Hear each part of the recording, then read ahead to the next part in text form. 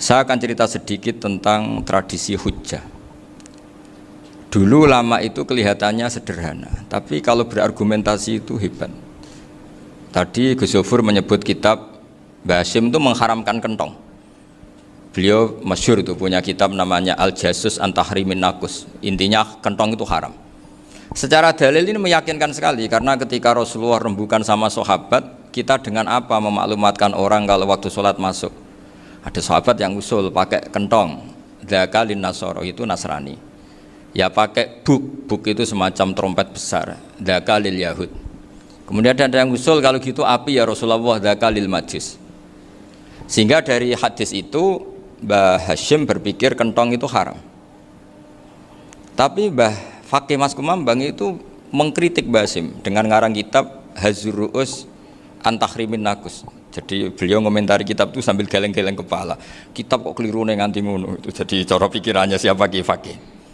Kentong di Indonesia itu kanggo wedhus dicolong gitu. Pos kampling gitu. Kalau ada banjiran ya kentong, ada maling ya kentong. Jadi enggak ada persamaan sama sekali dengan kentong yang milik orang apa? Nasrani.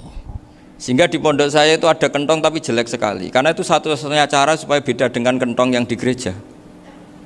Kalau elek kan mirip kentong di pos kampling. Itu ya agak-agak ilmiah sedikit. Dulu ceritanya Gus Zofur itu saya teruskan. Itu singkat cerita, itu kalau yang di kejadian di Termas itu Mbah Dimyati sudah nyuruh semua kentong disembunyikan karena mau ada Mbah Hasyim. Cerita itu mukarrar di Kiai Fakih sama di Kiai Dimyati Termas. Setelah kentong dikumpulkan semua, Mbah Hasyim datang, seneng, ngiranya Syekh Dimyati ini sependapat dengan beliau, yaitu sama-sama enggak ada kentong. Tapi setelah itu ada santri yang matur, Mbah Dim pun beres kentong pun kula delikno sedanten. Itu di depan Mbah Hasyim. Jadi GR-nya Mbah Hasyim bahwa Mbah Dim itu sependapat akhirnya hilang. Ternyata ini akal-akalan toh gitu. Karena santrinya matur, Mbah Dim pun beres sedanten kentong beduk sudah disingkirkan. Itu di depan Mbah Hasyim. Saking lugunya santri, nah saking ikhlasnya agak ngerti mahalus syahid ini adalah Mbah Hasyim. Saya mau meneruskan cerita Gus Zofur. Dulu Mbah Mun ngaji di Lirboyo, tapi Kiai Makhrus ngaji sama Kiai Khalil Harun. Kiai Khalil Harun itu adik juga sekaligus muridnya Mbah Umar Harun. Mbah Umar Harun itu generasi kedua setelah Mbah Ghazali. Beliau menantunya Mbah Ghazali, tapi ya sudah ponaan. Sehingga tradisi ini penting karena saya berkali-kali bilang di mana-mana. Status orang tua dan mbah itu adalah terserah anak cucunya. Bukan terserah mbahnya, tapi terserah anak cucunya. Saya tidak akan bosan mengingatkan ini. Saya pernah di makamnya Nabi Yakub, itu ya dikemuli bendera Israel. Di makamnya Nabi Dawud. Nabi Ibrahim juga dekat sinagog. Sehingga Quran membela Nabi Ibrahim disebut maka anak Ibrahimu Yahudi wala Nasrani. Karena ketika beliau berposisi di Israel, kemudian penguasanya adalah Yahudi, bisa saja makam ini ditulisi dan distatuskan ala Yahudi. Ya seperti Nabi Yakub. Nabi Yakub itu nabi yang kita yakin, tentu berkeyakinan beliau orang baik, orang muslim, orang mukmin, tapi karena di desain mereka ya dikemuli bendera Israel dan disebut Abul Yahud. Karena kita tahu nama lain dari anaknya Nabi Yakub adalah Yahuda bin Yakub bin Ishak bin Ibrahim. Sehingga perasaannya orang Yahudi menjadi Yahudi itu yang ngikuti mbah-mbahnya. Nah khawatir saya ketika buyut-buyut kita kaya. Buyut saya itu orang kaya dulu, namanya Badur Rahman. Itu kaya sekali, tanahnya banyak. Dulu cerita Mbah Hasyim ya kaya sekali. Mbah Maksum juga kaya, Mbah Abdul Aziz juga kaya. Karena dulu itu inginnya kiai itu yo ketok sugih lah, gak ngel-ngelo santri. Tapi nanti kalau cucu-cucunya sudah ndak alim, itu ndak dianggap punya tanah itu karena untuk fasilitas santri. Aku tak kedonyan, mbah-mbahku ya kedonyan gitu. Buktinya tanah yombo gitu. Karena dia akan menafsiri sesuai cara berpikir. Makanya sanad keilmuan yang diceritakan Gus Zofur itu harus diulang-ulang. Kalau nggak diulang-ulang, maka kita akan berpikir sendiri untuk menafsirkan masyayikhon al-kiram atau ajdadan al-kiram. Nah, ini yang bahaya, yang sering Quran mengingatkan. Jadi ada status yang disematkan oleh anak cucu kayak orang Yahuda tadi. Yahuda bin Yakub bin Ishak bin Ibrahim itu menstatuskan mbah-mbahnya yang bernama Ibrahim itu Yahudi. Sampai Quran sendiri yang bela makana Ibrahimu Yahudiyah wala Nasraniyah. Karena secara geografis sekarang Ibrahim di Israel dan otoritas itu juga milik mereka, sehingga mereka bisa masang-masang atribut yang menunjukkan kalau itu Yahudi. Beberapa al-alim al-alamah yang minnah itu sudah wafat dan kadang-kadang zuriyahnya itu tidak kita. Kalau sekarang orang bahasakan kubu sebelah. Akhirnya ya nggak boleh dikholi, nggak boleh diziarah. Terus seakan-akan yaktaduna bi ra'yi, seakan-akan mereka berpendapat dengan pendapat syekh ini, padahal enggak. Nah, sehingga tradisi ketersambungan sanad tadi, baik secara genetik atau secara asbab, itu harus terjaga. Saya beberapa kali banyaklah sering diceritain Mbah Mun. Dulu Mbah Munawir ini cerita ya, Mbah Munawir itu saking senenge kitab, ben santri ini iso ngaji kitab. Itu kalau ada alumni Lirboyo, alim disuruh baca muin di sini itu Mbah Munawir ikut. Saking ingin tasjeknya, ingin ngajari santri bahwa ngapal Quran udah hafal tok, tapi yo paham.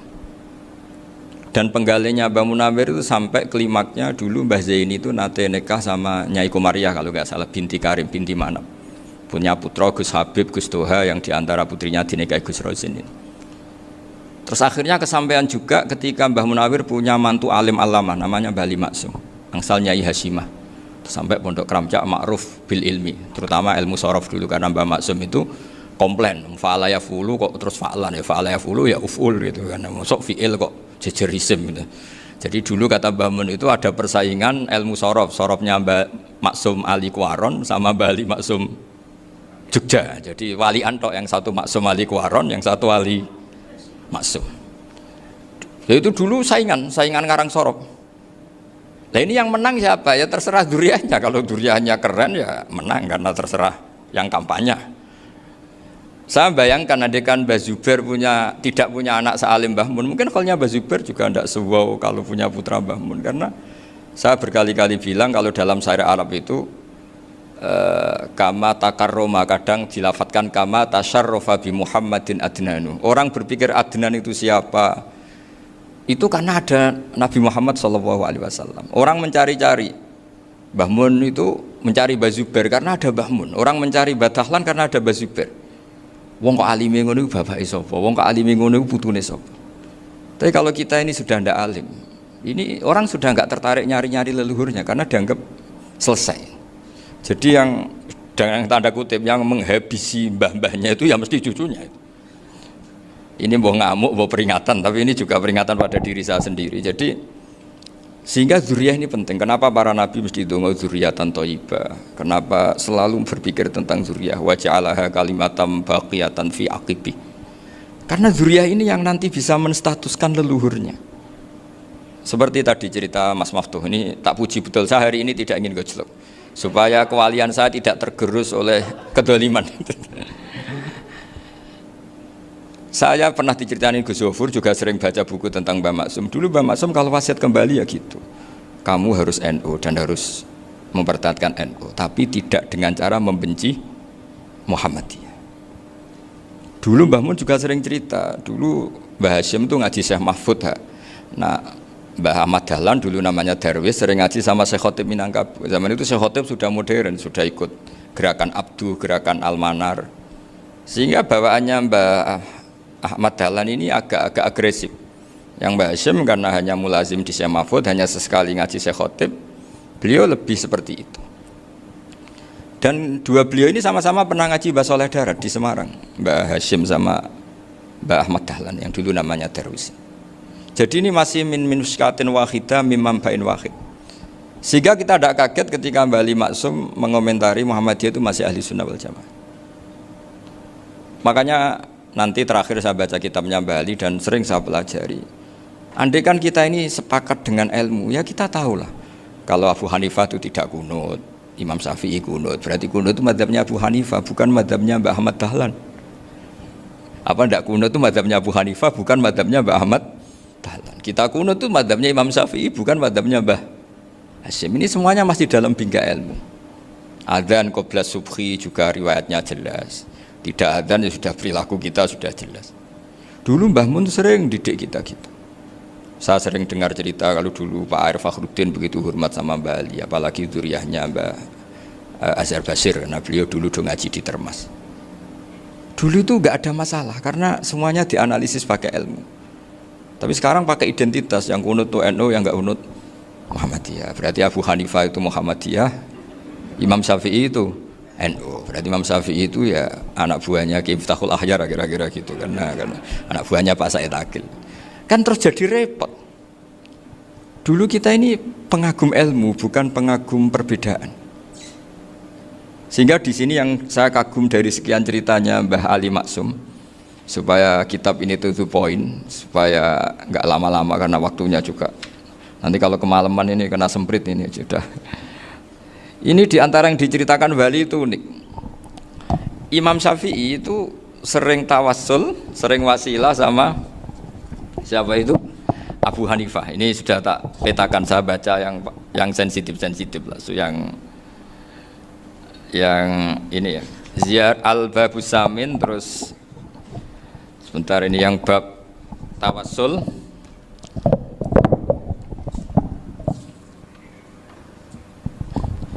Ini halaman 90, mungkin santri-santri kerap bisa ngecek lagi di kitab Hujjatul Ahli Sunnah.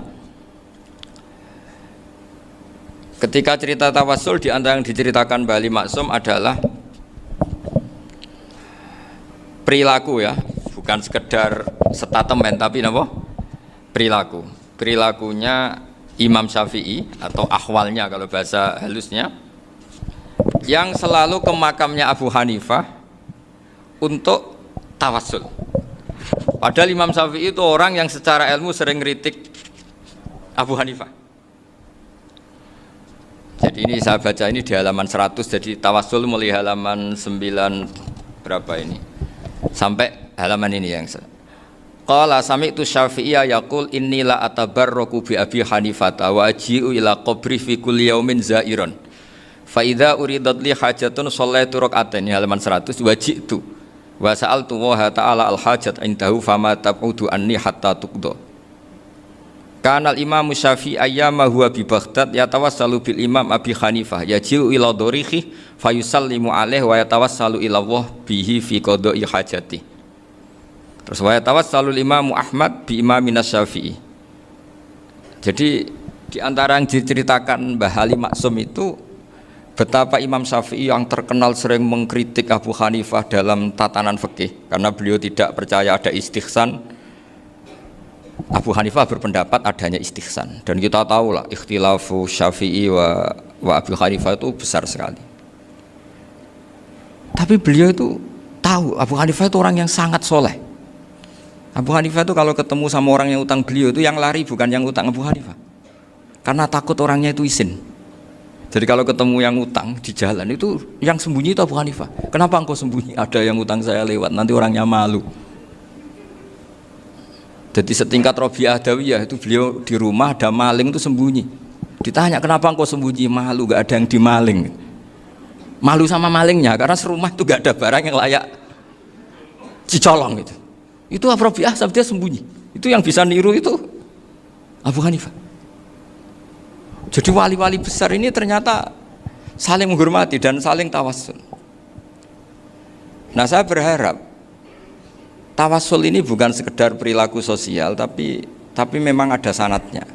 Sehingga terus diceritakan Bali di sini dulu istaqa Umar bil Abbas. Kata siapa tawassul harus dengan Rasulullah SAW? Dulu istaqa Umar bil Abbas. Sayyidina Umar itu tawassul istisqa dengan Sayyid Abbas. Padahal kita tahu Sayyid Abbas ini tidak nabi. Terus beliau cerita sampai Imam Syafi'i tawassul sama Abi Hanifah. Sehingga gak ada perdebatan itu kan Umar. Kalau Umar kan ada jaminan boleh diikuti karena beliau sahabat.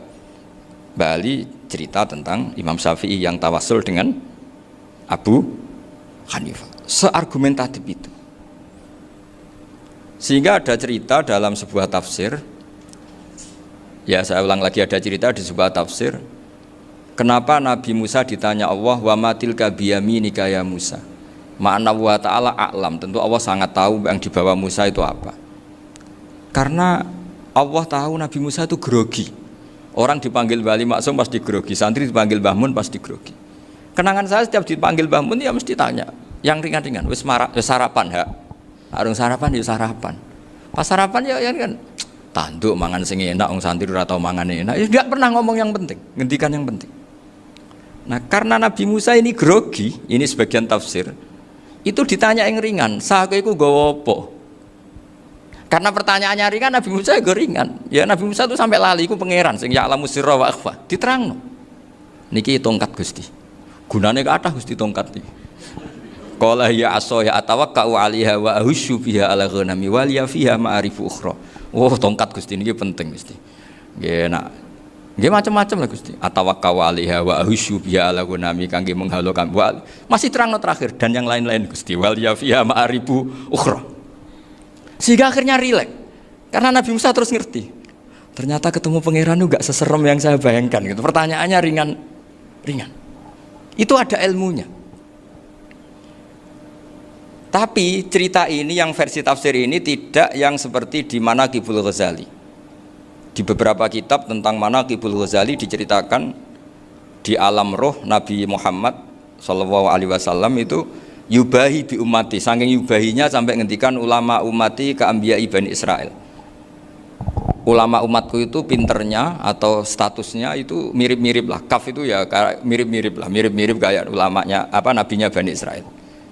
Akhirnya Nabi Musa itu tersinggung sekali, bagaimana mungkin ulama disamakan dengan apa? Nabi. Sehebat-hebatnya ulama itu kan ndak akan yabluhu darajatan nubuwah atau yartaqi ila darajatin nubuwah. Itu akhirnya ya kalau kamu nggak percaya panggil, yang dipanggil Imam Ghazali. Ya Nabi Muhammad juga nggak mau kalah gitu. Kalau manggil ulama RT ya kalah keok. Gitu. Akhirnya Imam Ghazali datang, ditanya sama Musa, "Mas muka, nama kamu siapa?" "Ana Muhammad bin Muhammad Al-Ghazali At-Tusi Asy-Syafi'i." Itu disebut panjang. Terus Nabi Musa guyu-guyu. "Kamu ulama kok ngomong yang nggak penting, ditanya namanya kok penjelasannya sepanjang itu, dianggap itu satu kesalahan. Masa tanyanya nama kok ditanya jawabnya Muhammad bin Muhammad Al-Ghazali At-Tusi Asy-Syafi'i, kepanjangan itu." Ketika Nabi Musa agak mencibir, agak gimana itu, terus jadi Imam Ghazali, "Kalau ini masalah, lebih masalah jenengan." "Apa itu?" "Yang tanya jenengan tuh Allah ya alamu sirra wa akhfa, dan Allah hanya tanya wa ma tilka biyaminika ya Musa." Harusnya jenengan jawab asoya titik, bukan kepanjangan. Atawakkau 'alaiha wa syubha itu kepanjangan. Allah tanya yang di bawah kamu itu apa? Yang di tangan kamu. Harusnya jawabnya hanya asoya. Tapi kenapa penjelasannya sepanjang itu? Sampai terakhir waliya fiha ma'aribu ukhra. Terus pinter tenan kayak gitu. Terus ada Nabi Musa terus bilang, "Ya pinter tenan aja gitu." Padahal kita tidak pernah GR seperti itu, kan kebetulan Imam Ghazali gitu. Kalau yang lain mungkin ya keok lah kira-kira gitu. Tapi ini cerita dalam khazanah keilmuan. Benar yang dikatakan Gus Zofur. Saya termasuk orang yang pernah mondok Lirboyo Pasanan. Jadi setelah saya disuruh nemani Gus Kamil, tahun berikutnya Gus jenengan disuruh. "Pokoknya anakku mbok sak wulan lah kudu tahu mondok Lirboyo. Piye aku tahu ngaji Mbah Karim." Terus yang disuruh mbaturi Gus Kamil itu saya. Jadi saya pernah 1 bulan tuh di Lirboyo. Karena saya ini santri beling ya, kontraknya pokoknya penting ziarah Mbah Karim. Biasanya enggak pernah ngaji ya, pokoknya gerbar ngisa. Ziarah ya sudah. Ngaji subuh ingat saya sama Gus Imam. Itu dari 17 hari ingat saya ngaji 2 kali. Tapi kalau ziarah ke Mbah Karim sudah lupa jumlahnya karena memang kontraknya disuruh ziarah. Sampai seperti itu. Dan saking senengnya bangun sama Mbah Karim saya masih ingat. Ngamplopi salam template itu masih ingat untuk Gus Anwar, untuk Gus Imam, untuk Gus Kafabi, termasuk untuk Gus Maksum. Itu malam-malam saya dijak ngamplopin. Zaman itu saya masih ingat selawewu. Zaman itu kos 1 bulan itu 13.000. Jadi kira-kira kalau 25.000 itu untuk kos 2 bulan. Jadi saya krusnya itu pakai kos. Saya masih ingat Mondok Sarang itu kos 1 bulan 13.000. Berarti kira-kira 500.000 itu di amplopin sendiri sama Bang. Ini untuk Gus War, ini untuk Gus Imam, ini untuk Gus. Padahal Gus Imam ini mondoknya sudah di Mbah Mun. Itu Mbah Mun hormatnya sampai untuk jatah salam template. Nah yang ribet kebalikannya, kita pulang Gus Imam karena melihat Gus Kamil ini putrane Mbah Mun, Gus Kamil disangoni. Saya juga disangoni karena Gus Imam dulu ngaji juga sama Pak D saya, sama keluarga saya. Itu kata Gus Kamil setelah keluar, mau agak muni gua abal ya boten, berarti gua aku. Karena ini penting, ini kalau sampai dianggap tukar guling ribet nih. Jadi ditakwil sendiri lah, mau gak muni gua abal ya boten wis, yes berarti halal. Tapi sama Mbah Mun ya ditanya. Ditanyanya bukan apa karena untuk meneruskan tradisi bahwa kalau kiai ketemu itu ya saling memberi hadiah, saling itu sudah faqaddimu baina adina juakum apa? Sotaku. Sehingga ketika Kapya ini punya Bali Maksum alim alama, kemudian melahirkan murid-murid yang juga ibar kayak Mbak Warsun bisa ngarang apa Kamus Al Munawwir, Pak Bik juga punya karangan Kamus Al Muasir. Saya tuh punya semua. Karena ini adalah buah dari bahwa kita ini tidak kalah sama produk-produk yang di sana. Bahwa produk di kita ini sudah cukup untuk mengantarkan orang menjadi alim alama. Dulu Mbak Zubair ke Mekah ya sudah alim alama. Gus Zufur ke Al-Azhar sudah alim semua. Teman-teman kita ke Mekah itu sudah alim semua. Padahal produk mondoknya ya tadi mau digojlok kiai ini, terus mangkel be keamanan biasanya itu. Biasanya musuh besar pondok itu keamanan. Jadi ya bukan berarti gojlok ibunya Gus Maftuh enggak. Biasanya keamanan itu musuhnya apa? Banyak. Itu tradisi keilmuan itu harus dijaga dengan hujjah dan dengan tadwin, dengan pembukuan. Saya punya sekian cerita ya, misalnya dulu kita mungkin iskal itu janggal. Kenapa sih orang Islam tukaran sama orang Islam itu? Sehingga di antara doa Nabi yang enggak dikabulkan Allah, enggak boleh dikabulkan sama Allah, enggak boleh, bukan berarti enggak mustajab. Redaksinya famana aniha, memang enggak boleh. Redaksinya bukan falam yastajib lahu tapi famana aniha. Di Al-Marrah As-Salisa ini Nabi dilarang, yaitu melarang umat Islam itu jangan sampai tukaran sama umat Islam sendiri. Itu kata Allah, ya tidak bisa kata Allah, kalau itu tidak saya kabulkan. Itu dulu guru-guru kita nyontohkan sederhana. Kira-kira kalau saya tukaran wek Gus Zofuru, Mbah Mun luwih ikhlas dibanding ditukari wong liya. Nak ana kakak ditabuk adik, wong tua luwih ikhlas dibanding ditabuk tangga. Barokahnya membaca kita lebih mentoleransi. Kalau ada Mbah Hashim dikritik Mbah Fakih Mas Kumambang, kita ikhlas itu. Tidak dikritik guru PAUD, itu kan. Atau dikritik orang-orang yang nggak bisa ngaji.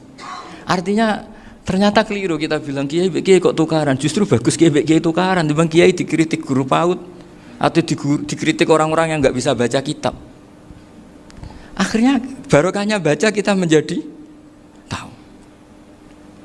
Dulu Mbah Mun sering cerita, ini masih cerita silsilah ya. Jadi Mbah Ali Maksum tadi kita tahu di antara guru besarnya Mbah Ali Maksum tentu Mbah Mahfud Termas. Beliau adalah adik dari Kiai Mahfud Termas. Mbah Dimyati ini adik Kiai Mahfud Termas. Itu punya saudara namanya Abdur Razak, juga punya saudara namanya Dahlan. Itu yang membawa Thariqah Syadiliyah di Solo Raya, yang sekarang alhamdulillah diteruskan Gus Wafi. Dulu di antara pesannya Mbah Mun ke saya, hak Wafi kandani kon ziarah ning Mbah Dimyati. Mergo Thariqah Syadiliyah dulu itu yang bawa keluarganya Mbah Dimyati. Jadi semuanya ini masih dzurriyyatan ba'duha min ba'd. Nah pesan saya karena tadi Mbah Munawwir yang termasuk orang pertama yang bawa Quran, bawa qiraah sab'ah. Kenapa saya bilang termasuk? Karena kalau bilang paling pertama ini nanti butuh data. Dan itu agak kerepotan lah. Tapi yang jelas mimman istahara lah. Mimman istahara yang membawa sab'ah ke sini itu adalah Mbah Munawwir. Terus beliau ngajarkan diantaranya ke Mbak Arwani, pakai kitab Satibi, pakai kitab Nazmus Satibi. Terus Nazmus Satibi itu diteruskan oleh Mbak Arwani, ditulis. Yang nulis dulu Mbak Dola Salam. Bapak saya itu murid Mbak Dola. Dulu Mbak Dola sebelum ke Mbak Arwani ngaji sama Ki Said di Sampang. Bapak saya sebelum ngaji di Mbak Dola sudah hafal Quran lewat buyut saya sendiri namanya Ki Zubaidi. Yang Ki Zubaidi akhirnya jadi menantunya Mbak Ahmad Syuaib. Jadi buyut saya kandung ini namanya Sofia, itu angsal keluarga Lasem, yang adiknya Sofia ini punya adik Badiah yang jadi ibunya Ki Sahal. Terus Ki Sahal punya Mbak Yu namanya Muzayanah, punya di garwa Ki Mansur punya anak Gus Qayyum. Jadi dulu ibu saya, ibunya Gus Sofur, ibunya Pak Maftuh itu semuanya di Lasem. Karena saya dari keluarga Gen ya Lasem, dari keluarga sanad guru ya Lasem. Tapi Lasem Bahdawi itu dulu ngajinya di Mbah Umar Harun di Sarang. Mbah Umar Harun ini menangi Sayyid Ahmad Zaini Dahlan. Sayyid Zaini Ahmad Zaini Dahlan ini punya cucu keempat yang hidup di Sedan, terus makamnya di Lasem, namanya Habib Haidar, itu yang nulis biografinya Mbah Maksum. Mbah Maksum bukan Bali, biografinya Mbah Maksum itu ditulis oleh Habib Haidar, namanya Haidar bin Hasan bin Sodaqoh bin Ahmad Zaini Tahlan. Nah, Habib Haidar ini menantunya Sayyid Hamzah Sato. Hamzah Sato itu Hamzah bin Abdullah bin Umar, itu kakaknya Sayyid Abi Bakar Sato, Sohibul I'anah. Nah, Sayyid Umar ini yang dulu ngajari mbahnya Mbah Mun namanya Ahmad bin Su'aib. Nah, di antara ajarannya adalah baca kitab-kitab kecil yang bisa dihafal. Dibawalah ke sarang jadi metode muhafadzah. Tapi kemudian lama-lama oleh pondok itu jadi syarat kenaikan kelas. Dulu nggak ada muhafadzah untuk kenaikan kelas ya, supaya orang alim itu harus hafal. Lama-lama dipakai syarat untuk muhafadzah. Jadi semua ini sanad harus kita ingat supaya kita bisa menjaga tradisi. Termasuk tradisi ini kiai seneng jagungan, terus ngomong ra penting. Itu juga sanad. Setahu saya Mbah Mun itu kalau ketemu bapak ya guyon terus. Saya punya kenangan tuh yang dulu agak iskal tuh begini. Ada isu lah, entah isu entah hoax entah apa, ada kaji itu agak beling itu, pokoknya beling lah gitu. Seneng siapa itu, rondo lah apa itu. Pokoknya beling gitu. Ketika Mbah Mun dilaporin tamu kalau kaji itu beling sama rondo itu, Mbah Mun tanyanya lucu. Lu ayu no cung, wahyu banget Mbah, wahyu. Itu bapak juga bakas ayu nih. Dulu saya sekali ini kiai kok bakas wong ayu, bakas budine barang lah kira-kira gitu. Tapi setelah saya tambah alim, tambah ngerti itu, kata bapak gini, ya abek bakas ayu hak timbang iya no malah kozaf. Ternyata seni. Sekali Mbah Mun atau bapak bilang kaji kok zino kaji, maka larinya ke kozaf. Maka menghindari bahasa menuduh, ngomong yang nggak penting. Loh ayu no. Jadi kiai dulu tuh orang sok suci tapi menghindari hal-hal yang jadi punya seni untuk ngelola kehidupan. Orang bermalam-malam jagungan sama teman asik itu kan perlawanan terhadap nafsu kita, syahwat kita untuk mungkin nikmati dugem di bar atau di tempat-tempat maksiat. Itu setan di Indonesia tuh kakuati sama Kiai Jawa. Orang supaya tidak tertarik maksiat itu Kiai Jawa cukup ketemu kancane masak terong guyon, gejol-gejolokan zaman mondok, sewengi lulus sangka maksiat. Bar wis tutup. Perlawanannya sederhana, nggak pakai tahajud, nggak pakai wiridan, karena Kiai Jawa juga koyoknya rapati potongan ahli ibadah gitu, jagungan gitu. Jadi setahu saya itu pernah lihat Bali itu sekali ketika beliau ngisi ceramah di Mbah Hamid Bedowi, saya masih kecil diajak bapak. Dulu kalau bapak ngelihat Bali sama Mbah Hamid itu mesti nangis, karena dua orang alim bertemu. Yang akhirnya ya bisanan itu Mbah Hamid punya anak Gus Nasih, di sini ada Mbah Nafisa, terus jadi Mbak Salih Hindun itu. Jadi dulu itu ya guyon terus ketika ketemu. Itu yang sering bodoni Mbah Hamid itu ya Ki Bisri. Ki Bisri itu kalau datang ke Ki Hamid Pasuruan, nak wali tenan aku teko ditatakno mangan. Jadi ukurannya ya. Ternyata sampai sana dikei mangan tenan. Masih belum mengakui, kan nak wali tenan aku iki kiai rung di mobil, dongakno aku di mobil. Sudah kalah satu seri itu masih gak terima. Lalu itu Mbah Hamid akhirnya berdoa, ayo monggo, mungkin Ki Bisri gak ada mobil. Itu setelah didoain masih tanya, mereknya apa merek? Jadi itu Mbah Hamid jawab, ya paling Holden itu, paling Holden. Itu nyari mobil itu ya adalah dapatnya Holden. Suatu saat Mbah Bisri ditudang Mbah Hamid gak dikasih bisaroh, karena utangnya sudah banyak Mbah Hamid, Mbah Bisri ini utang doa tadi.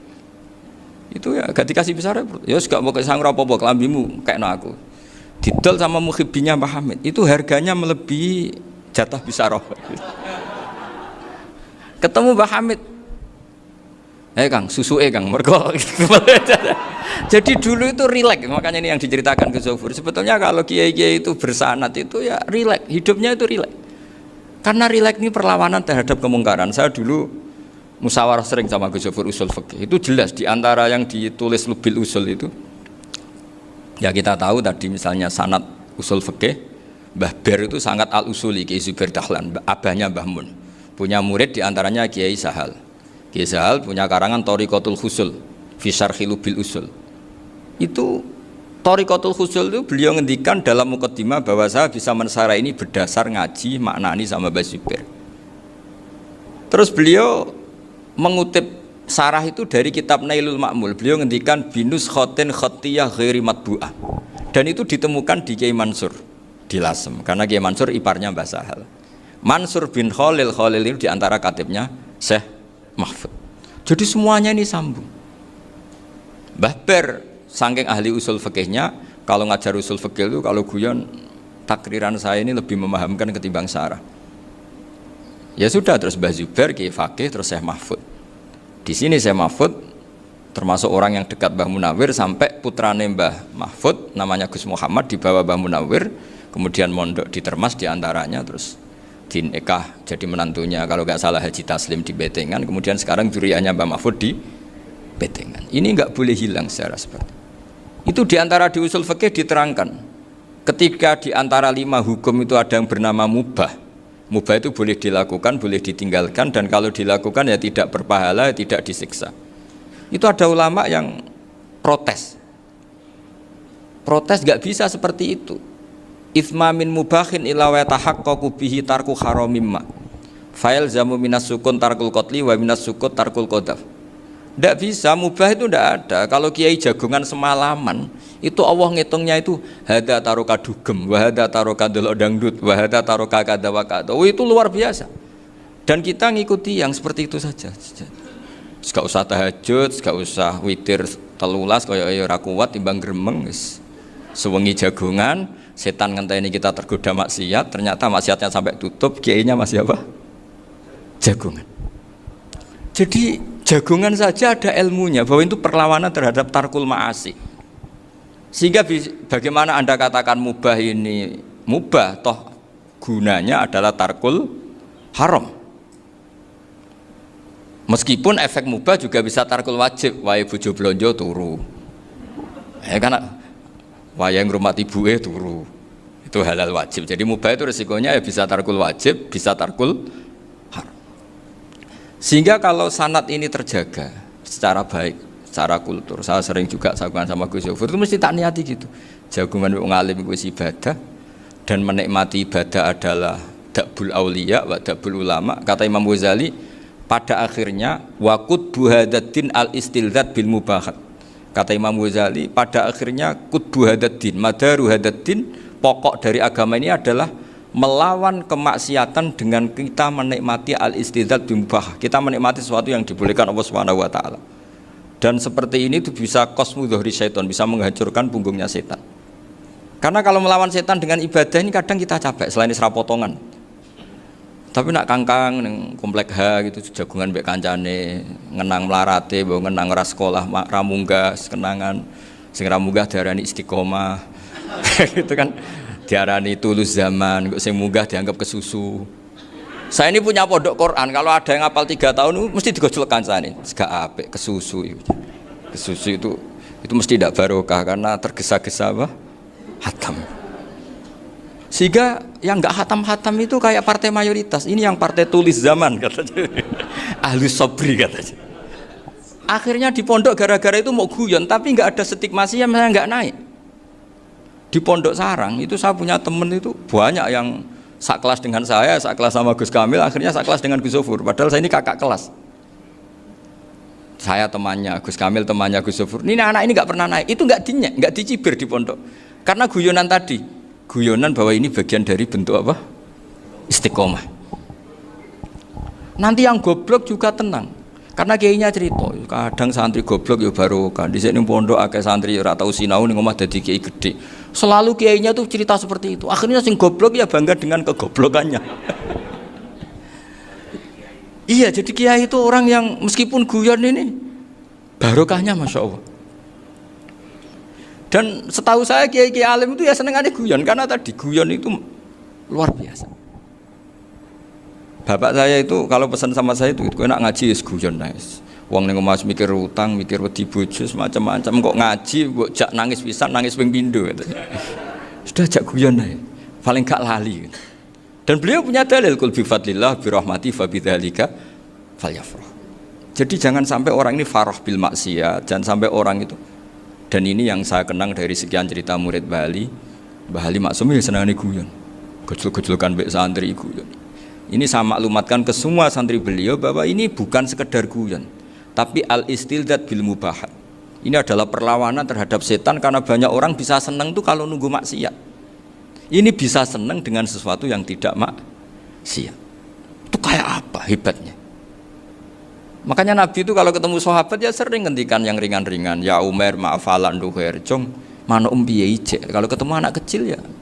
Nanti ketemu yang tua-tua yang sudah nggak bisa mikir ya cerita-cerita saya mohon sekali murid-murid kerap ya. Jangan hanya ngaji fikih. Kalau hanya ngaji fikih itu posisi Abu Hanifah itu seakan-akan nyun sewu orang yang sangat tidak ahli hadis. Karena beliau di situ kelihatan kalah sekali dengan Imam Syafi'i. Apalagi di perdebatannya Muhammad bin Hasan Asy-Syaibani dengan Imam Syafi'i itu kelihatan sekali betapa Abu Hanifah itu orang yang nyun sewu ditinggalkan dalam ilmu hadis. Sampai beliau hanya dapat gelar min ulama ahli ra'yi, termasuk ulama yang kuat logikanya.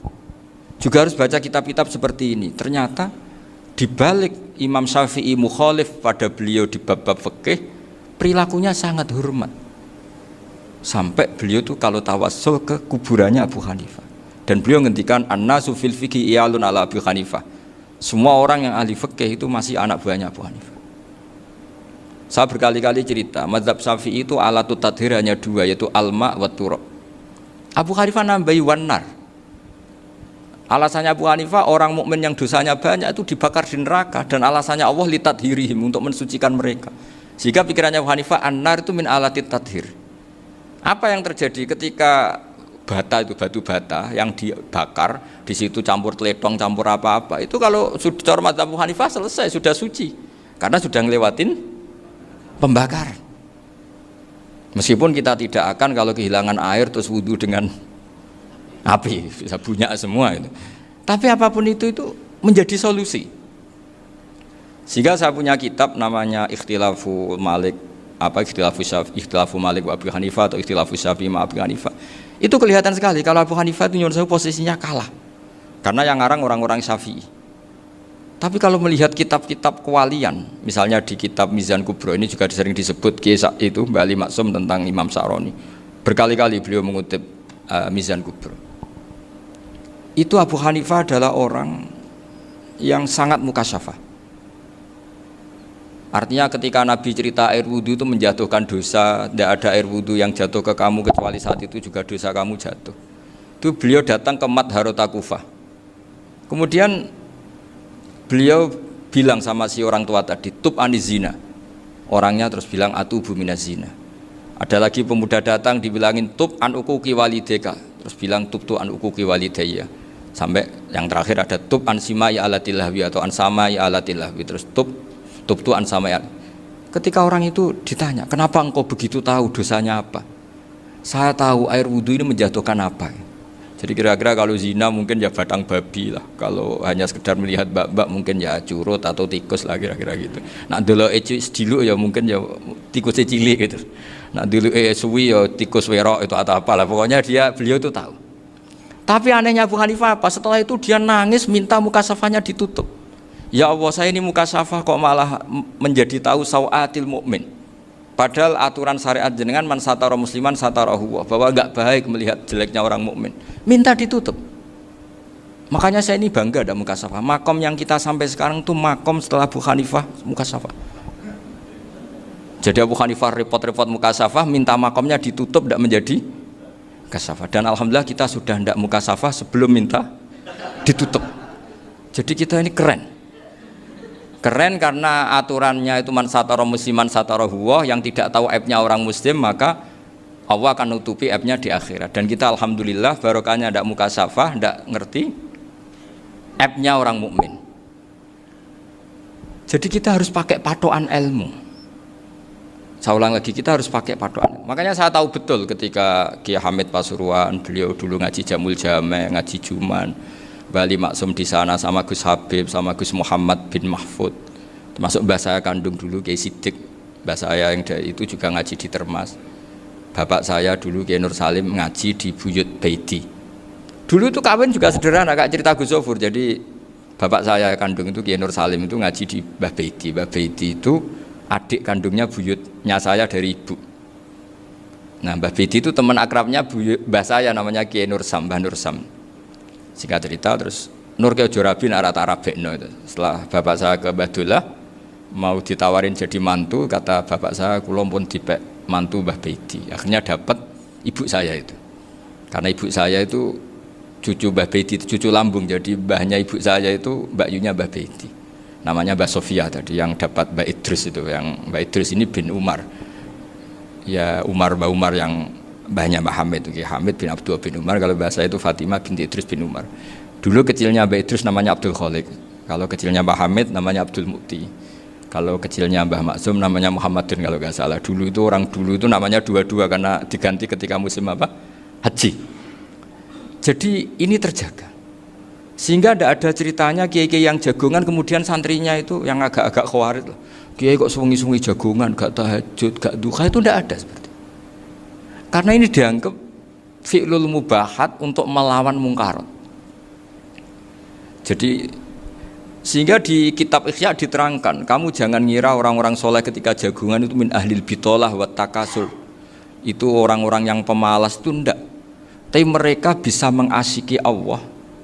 Bahwa dalam jagungan ketemu teman ya asik, gejul-gejulkan sama Pak Maftuh ya asik. Dan keasikan ini bentuk perlawanan terhadap keasikan harus dengan maksiat. Itu kayak apa kalau kita ngaji sampai seperti itu? Termasuk tadi yang diceritakan Pak Maftuh kitab Hunyah. Semoga beliau cerita juga pernah belajar. Saya pernah belajar kitab Hunyah khatam. Itu diantara yang diceritakan Syekh Abdul Qadir Al-Jilani tadi, kata beliau Al-Jilani dipakai Jim Al-Jilani. Ini agak beda dengan kita. Mbah Zubair itu punya kitab namanya Al-Qalaid Al-Luluyah. Beliau menfatwakan nama-nama ajam itu kamu bebas. Ajamiyun fasna bihi masyita. Sehingga kita kalau punya kiai harus mau qolal ustukhri. Sehingga mau qolal istukhri. Tirmidzi juga nasibnya sama. Qolat rawahut Tirmidziyu. Sing sitok rawahut Turmudziyu. Yang satu rawahut Tarmidziyu. Ya karena kita keluarganya Tarmidzi apa enggak gitu. Makanya kata Mbah Mun sama masih ingat. Kata cerita Gus Zofur tadi, adabnya Gus Zofur itu cerita tentang keluarga ibunya. Padahal keluarga ibunya juga orang-orang soleh yang luar biasa. Itu kata Mbah Mun, kowe roh jenenge Imam Bukhari tahu ya. Jenenge sapa? Saya nyebut Muhammad bin Ismail bin Ibrahim bin Muhirah bin Bardasbah. Lah iya Bardasbah mbok waca Bardisbah yo. Lah cara kene mbok Parmin mbok Parlan. Jadi Bardisbah mbok Bardasbah iku cara kene yo Parmin mbok. Iku rak Mbah Fadl Senori dadi kabeh diwaca Arab. Jenenge Mbah Umar Harun. Dhisik yo wong sarang Mbah Harun mbok Kirun yo ora roh wong dhisik yo wong kuno. Jadi kalau versi Mbah Fadl, termasuk yang pertama bikin nasab Mbah Maksum itu tulisannya Mbah Fadl yang dikutip Habib Haidar tadi. Ya saya seperti Gus Zofur juga mencari-cari hubungan ulama-ulama di Jawa. Itu Mbah Mun kalau bicara Mbahku ono sing jenenge Kiai Serut. Kalau ditulisannya Mbah Fadl itu Sarof. Jadi Mbah Fadl itu fanatik orang-orang alim itu ditulis Arab, kalau Mbah Mun itu Jawa. Dulu tuh ada wali seto di daerah saya. Dulu orang ya janggal, ternyata ada sato itu, kesamaan di Arabnya itu sato. Sehingga kiai-kiai itu ada fanatik Tirmidzi, Turmudi, Tarmidi, Jilani, Jailani karena ajamiyun fasna bihi masyita. Jadi kalau nama-nama ajam semonggo lah baca sekenanya sementing. Cuma mungkin tahqiqnya benar Pak Maftuh tadi, memang di Mu'jamul Buldan itu Al-Jilani bikasri jim, ya sudah kita baca Al-Jilani. Sebab itu kayak Pondok Pelosok Lirboyo itu menurut saya bagus. Orang itu maknani betul sama gurunya. Kalau sarang enggak. Kalau Pondok Lirboyo, pondok yang tadi ternyata keluarga Mbah Munawir sini pernah bisanan, yaitu Mbah Zaini pernah nikah sama Nyai Komariah ya kalau enggak salah, punya putra Gus Habib ya, Pak Toha dan sebagainya. Itu betapa hubungan pondok Quran sama pondok kitab dulu itu enggak pernah terputus. Bapak saya selapal Quran itu dulu ngaji Mbah Zubair. Jadi bapak saya sering ngutip mu'en apa, padahal bapak saya itu terkenal tuh, beliau cita-citanya itu saya ingin hafal Quran kayak hafal Fatihah. Beliau itu sampai sepulahnya sekali. Karena beliau inginnya hafal Quran kayak hafal Fatihah. Termasuk murid terbaiknya Mbah Dullah bapak saya. Itu ya ngaji kitab. Sehingga kata Mbah Mun, jadi Mbah Munawir de mantu Bali Maksum, itu ya sudah dipenggali. Sudah dipenggali dituruti pangeran. Lahirlah seorang Bali Maksum yang membawa. Jadi dulu itu ya Gus Muhammad yang ngaji di Termas, nanti Mbak Arwani sebelum ngaji di sini ngaji di Tebu Ireng. Sehingga Mbak Arwani bisa ngarang kitab. Beliau ngarang kitab tentang Sab'ah. Faidul Barokat namanya. Ya nulisnya ya fasih ya. Saya punya tulisan tangannya Mbak Arwani itu banyak. Saya juga punya tulisan tangannya Mbah Hasyim Asy'ari ketika nyurati buyut saya yang di Damaran itu pakai bahasa Arab. Jadi dulu itu Mbah Ali Maksum juga sama, surat-suratannya dulu sama tokoh-tokoh Muhammadiyah ya bahasa Arab. Nah ini harus kita dengar dari abna, dari bahwa Mbah Maksum kemarin yang diceritakan Gus Zafur di Khol Mbah Maksum, kowe kudu belo NU, kudu tetap NU, tapi bukan dengan cara membenci Muhammadiyah. Tadi Pak Maftuh menguatkan sanad itu dari Pak Atabik bahwa Muhammadiyah termasuk ahli sunnah wal jamaah karena sama-sama tidak sabus sahabat, sama-sama ikromus sahabat dan sama-sama bermadhab. Nah soal akhirnya ada beberapa yang rapati seneng ngaji ini yang agak ribet. Tapi kamu tidak usah ngeritik Muhammadiyah agak seneng ngaji, kayaknya juga sama, kita nggak seneng ngaji juga banyak itu. Jadi kalau ngeritiknya masalah itu kan kita ya agak-agak sama.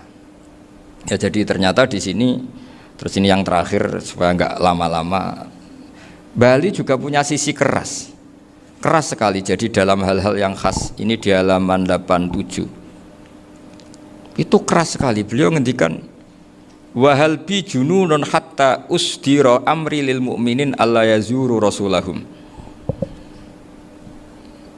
Jadi ketika saya tadi sudah bilang bahwa beliau sering muji Ibnu Taimiyah dalam banyak hal, tapi dalam banyak hal juga beliau mengkritik Ibnu Taimiyah ketika menafsirkan la tusaddur rihal illa ila salasati masajid. Kemudian Ibnu Taimiyah tidak mentasrekkan, tidak mensunatkan ziarah kubur Rasulullah sallallahu alaihi wasallam. Beliau mengkritik. Dan cara mengkritik adalah ngendikan ulaikal ladzina yuriduna ayyahulu bainahu sallallahu alaihi wasallam wa baina ummatihi fi nakhiyatin. Itu adalah orang-orang yang ingin membuat batas antara Nabi dan umatnya. Saya termasuk terinspirasi makalah Bali ini adalah bagaimana Anda mengkafirkan orang Islam berdasar qala Rasulullah sallallahu alaihi wasallam. Wan nabiyyu asyaddun nasi syafaqatan li ummati. Wan nabiyyu akhrasun nas, orang yang paling serius supaya umatnya ini selamat. Kemudian Anda dengan hadisnya Nabi mentafrik bainahu wa baina ummati berdasar dawuh Kanjeng Nabi. Itu cek mentalani. Makanya saya itu enggak pernah keras di bab ini. Misalnya nyuruh saya ada santri sarang yang nakal, itu saya tidak berani komentar karena saya tahu Mbah Mun itu sangat mencintai santrinya meskipun yang nakal. Saya melihat sendiri, bukan jari ada santri yang cara pelaturan pondok itu diboyong karena nakal. Itu Mbah Mun ngendikan begini, ya cung yo ke diboyong itu cara aturan pondok. Nah aturannya pangeran ngger kowe tobat dadi wong apik ya dadi wong saleh. Ya kowe kudu tetep sering rene, tetep santriku dunya akhirat. Soal pondok ya ben ana aturan, ben menjen kowe nakal nemen ya diboyong, tapi kowe tetep wong apik. Jadi karena kita tidak mungkin mentafrik bainahu wa baina talamidhi. Kita tidak mungkin mentafrik baina nabi wa baina ummati karena nabi adalah apa? Asyaddun nasi syafaqatan li ummati. Sampai saking sayangnya nabi itu ngendikan syafaati li ahlil kabair min ummati. Lho koyo apa baiknya nabi? Ora melok nakal, ora melok maksiat, tapi melok nanggung swargane. Iku waktu gali sampean wis kowe utang gak apa-apa, bangkrut gak apa-apa, sing nyaur bapak. Gua sampean ngono top tenan. Anake yo ngawur tenan maksudnya itu, tapi top tenan. Lah nabi ku umate sing dosa iku umate, nabi sing nyuwun sewu, cara Jawane sing kangelan nyafaati. Karena nabi gak boleh dipisahkan dengan umatnya. Makanya kata Bali Maksum, ulaikal ladzina yuriduna ayyahulu bainan nabi wa baina ummati. Itu mereka adalah orang yang ingin memisahkan nabi dengan umatnya.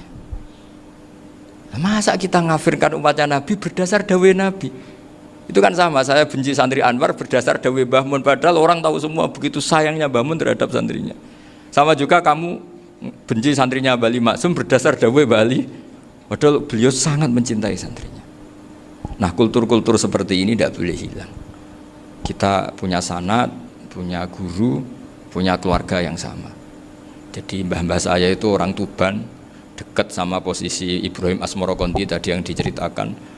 Jadi di kampung saya, kampungnya bapak saya itu ada makomnya Siti Syariah, itu mbak kandungnya Sunan Bonang.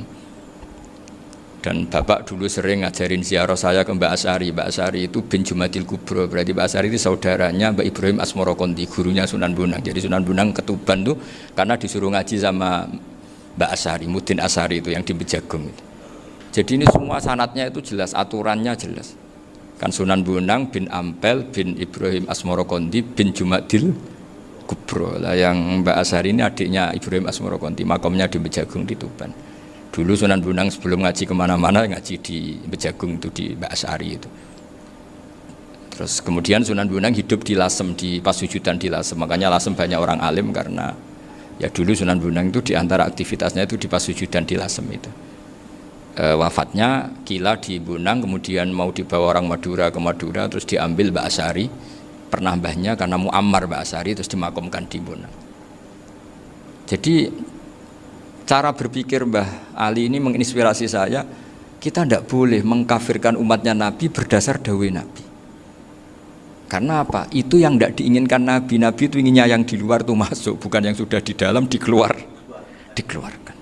Itu kata beliau, ulaikal ladzina yuriduna ayyahulu bainan nabiyyi wa baina ummati. Orang-orang yang tidak mentasrek ziarah pada Nabi adalah orang-orang yang ingin memisahkan Nabi dengan. Dan begitu kias berikutnya, orang-orang yang sidik-sidik muni ini kafir, ini sudah enggak benar, inilah yurja khairuhu. Itu orang-orang yang memisahkan. Dan lucunya berdasar dawuh Nabi.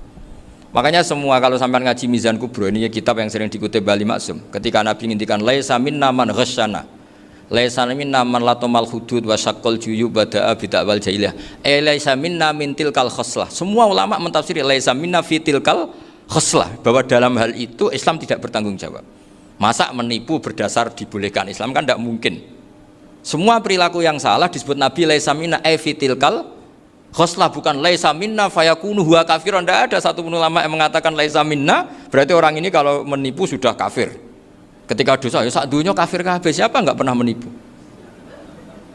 Sekedar pernah. Siapa enggak sering menipu bahkan?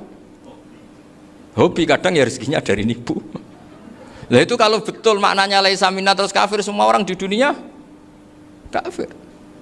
Karena siapa sih yang selain Nabi yang enggak, selain Nabi kan enggak mungkin apa? Maksum.